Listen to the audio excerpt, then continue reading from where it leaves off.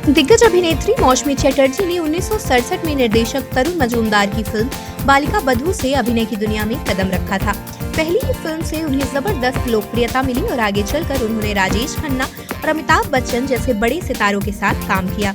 हालांकि अपने करियर के शुरुआती दौर में ही उन्होंने ऐसा फैसला लिया जो उस समय एक्ट्रेसेस के लिए बेहद अबनॉर्मल माना जाता था। उन्होंने 1972 में निर्माता जयंत मुखर्जी से शादी कर ली और उस वक्त वह केवल 15 साल की थी और 10वीं कक्षा में पढ़ रही थी।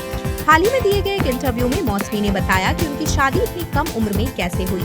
उन्होंने कहा कि बालिका बधू के बाद ही उनकी सगाई तय हो गई थी, क्योंकि फिल्म के संगीत निर्देशक उनके होने वाले ससुर हेमंता मुखर्जी थे।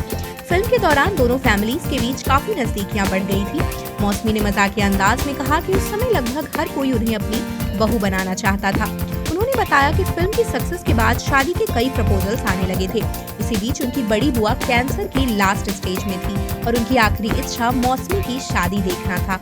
मौसमी के मुताबिक उनकी बुआ ने हेमंत मुखर्जी का हाथ पकड़कर कहा था कि क्या वह उनकी शादी देख पाएंगी। इसके बाद फैमिली ने जल्दबाजी में शादी तय कर दी और 1 महीने के भीतर विवाह संपन्न हो गया।